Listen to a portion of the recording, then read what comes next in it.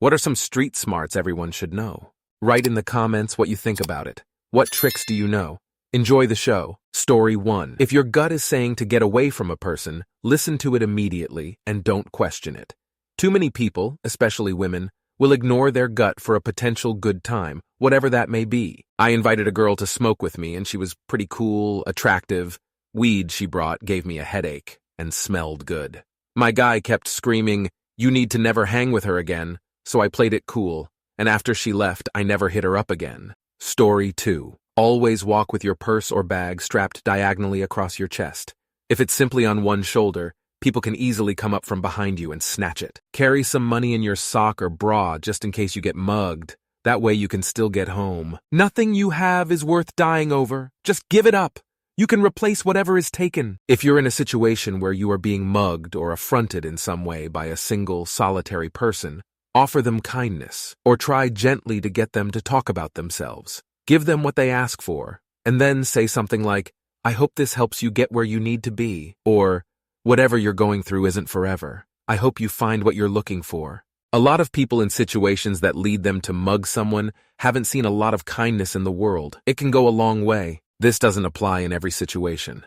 I'm speaking from experience. Someone pulled a gun on me in Millennium Park, and he ended up talking to me for about an hour about his life. Didn't take anything from me in the end, just needed to talk, I guess.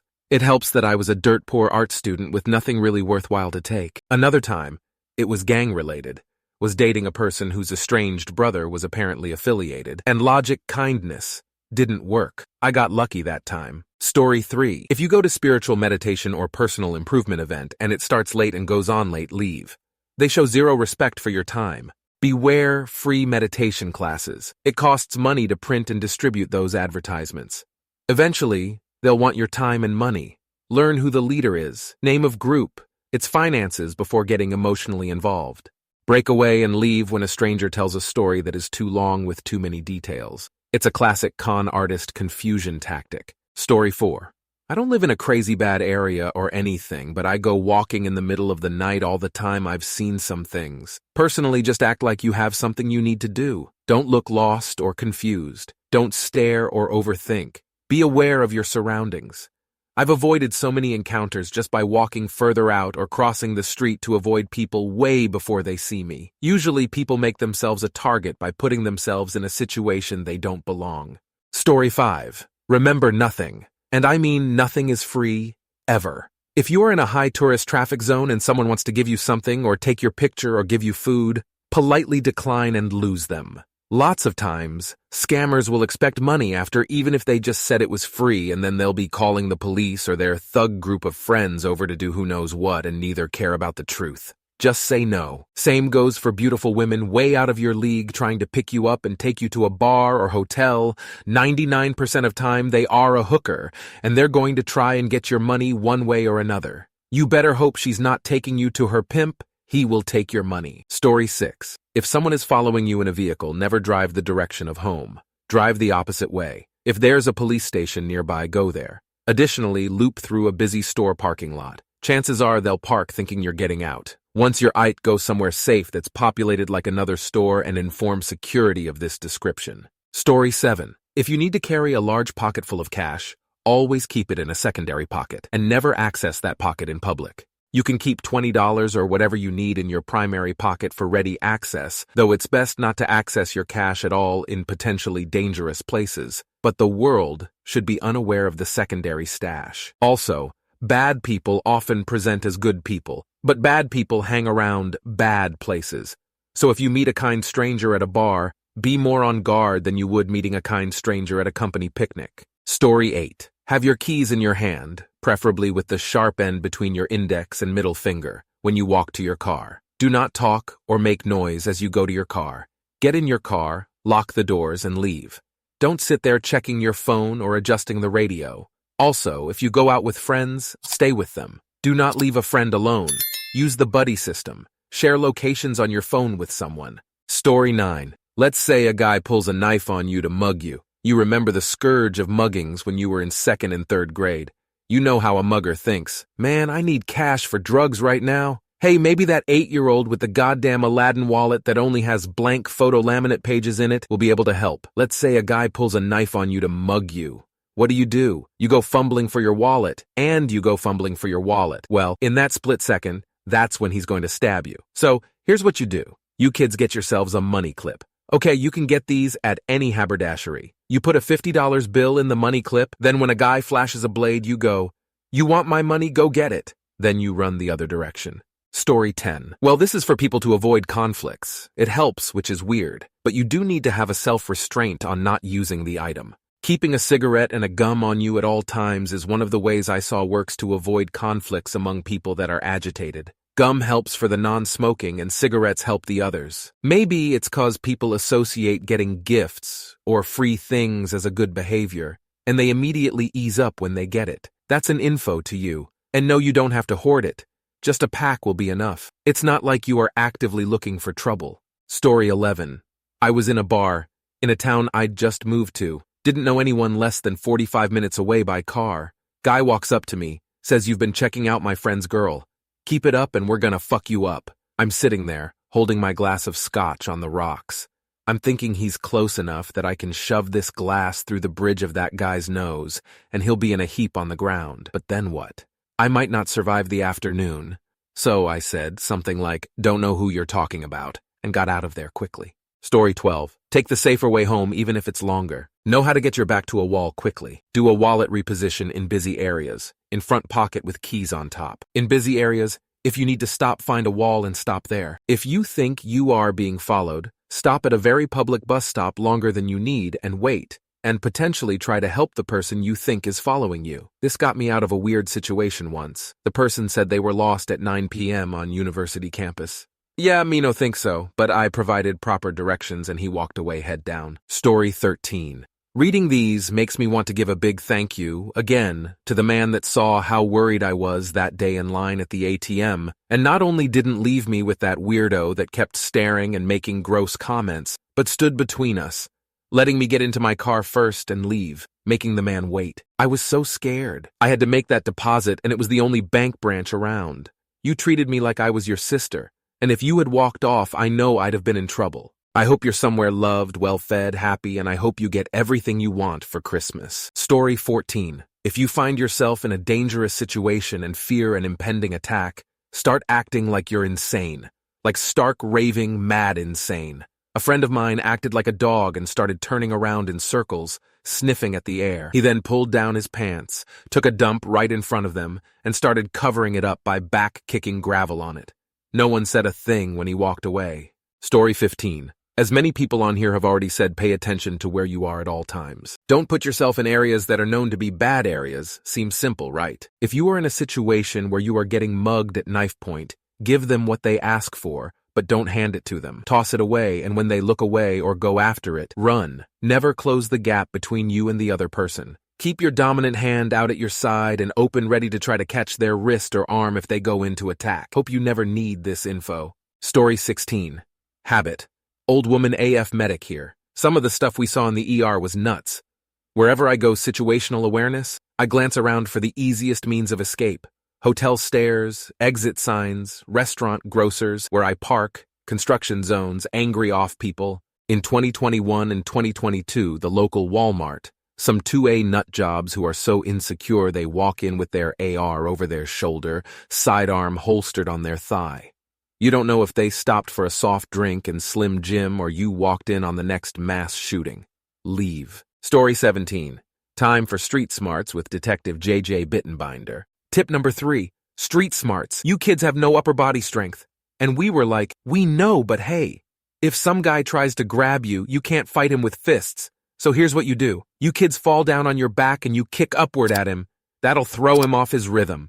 That was a big thing with Bittenbinder, throwing pedophiles off their rhythm. He's not gonna know how to fight back with 2 little sneakers coming at him. If the Lindbergh baby had steel-toe boots, he'd still be alive today. Street Smarts. Story 18. I have so many I could write a book. I'll just keep it short. Keep confidently to yourself. Learn the signs an attacker gives you and learn to stop them in their tracks in 5 seconds or less. Learn to defend yourself because it's so important nowadays. Learn to end someone with sheer brute force or proper clean technique. Don't disrespect, but also don't trust law enforcement. Be ready to disappear if need be. There is safety in numbers. Protect your mind and your heart. Be a good person, and avoid all such conflicts if possible. There is no prize for pretending the danger isn't real, so stop pretending and gain skills before it's too late. Peace and love to all of you. I hope to see you standing when the dust settles. Story 19. If you're unlucky enough to get into a physical altercation, remember life is not a movie. Your goal is to end it as quickly as possible, escape or fight dirty. There's no honor in a street fight. Scratch, claw, kick to defend yourself and get out of the situation by any means necessary. Also, all of the tips you've read are likely to either be ineffective or you're not going to be in the mental space to implement them. Story 20. If de-escalation doesn't work, kick them in the side of the knee and run. If you get bear-hugged from behind, grab their pinkies and yank towards your hips, then run. Don't fight it out to the death. Run. As long as you can run faster scared than they can mad, you'll win every time. And scream your fool head off while you're running, but don't yell help.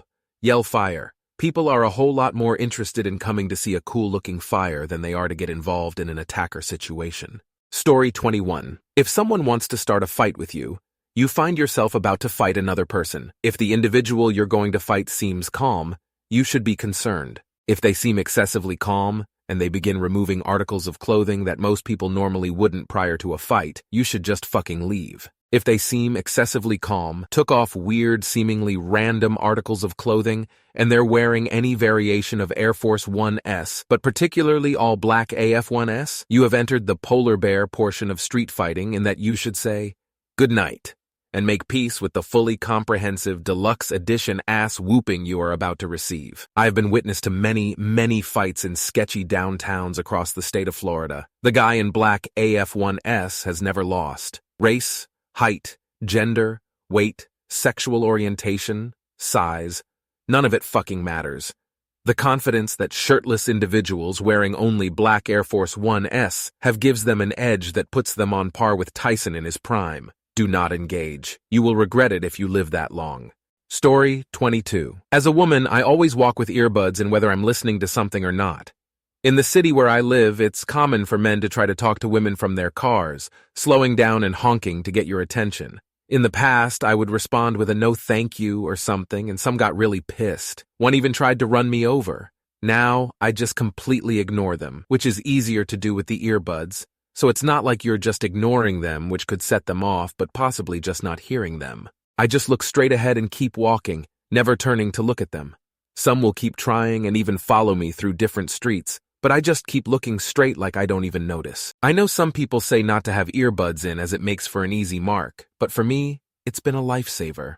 By the way, I'm not anything special in the looks department. The men in this city don't seem to discriminate much who they do this to. Story 23. Let's say a guy pulls a knife on you to mug you.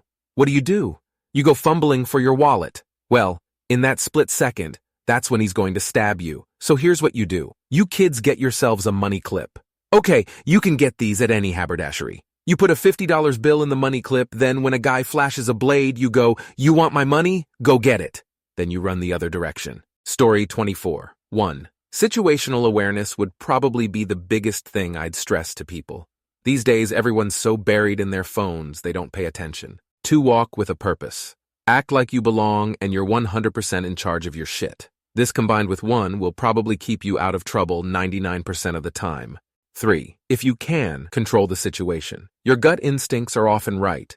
And when they're telling you to leave, you should. Sometimes people prevent that from happening, but as a general rule, I try to control the situation by leaving. I'll try again and again. Story 25. If a random guy comes up to you and asks you if you good, for seemingly no reason, you're probably in for a fight or robbery attempt. It's time to flee or reach for a weapon. If there's a bunch of dudes loitering, it's probably best to avoid the area. Don't let your mouth run a bill your body can't pay for. Always assume that an aggressive person might be crazier than you. Your ego is not worth permanent injury or your life. Story 26. Don't lie to cops or managers. They know you're lying and they've heard it before. If you move to a higher populated neighborhood you're unfamiliar with, spend time during the day walking around and getting yourself familiar. Stores, restaurants, bars, businesses, parks, landmarks, etc. Know where all these places are. Don't buy drugs from strangers. And don't be this customer at a takeout food joint. Well, they did it for me the last time I was here. You just got someone who works there, who hooked you up in trouble. That nice stranger on the street who just randomly came up to with something very random, but at a very reasonable price, is 100% stolen. Yeah, that weed whacker, you betcha. The best part is, they know that you know it's all a grift, but a barely used weed whacker for $7? They'll eventually find that person who straight up doesn't give a fuck where it came from. That's quite literally a steal. Story 27. Dress and act like you belong. Nod your head and make eye contact if you have to walk past someone who is sketchy. Don't act scared. Avoid walking alone at night if possible, especially if you're a woman. I also never rarely carry my phone on me unless it's necessary, and never hand out any money to people who ask for some. I used to live in East Oakland, and now live in a Sacramento meth head area. A current thing that has helped me is befriending a local blood drug dealer because the other bloods now know me and don't fuck with me. Story 28. Be aware of your surroundings. Always pay attention to what's happening around you. Look and listen carefully. This helps you spot any potential danger and avoid it. Trust your instincts. If something feels wrong or makes you uncomfortable, trust your gut. It's often right. Leave the situation if you feel uneasy. Have emergency cash. Carry a small amount of cash hidden somewhere on you. This can be useful if you lose your wallet or need money quickly. Story 29. Don't walk with headphones in at night. Don't walk alone at night. Wear pants with zips on the pockets. If you have to run, your stuff won't fall out of your pockets. Wear footwear you can run in. As a male, I got out in my gym shoes. They're so comfy. Always look over your shoulder in case you're being followed. If someone is walking toward you, cross the road. If they also cross the road, be very wary of them. Avoid the dodgy parts of town. We all know where they are. Just don't go there if you don't need to. Story 30.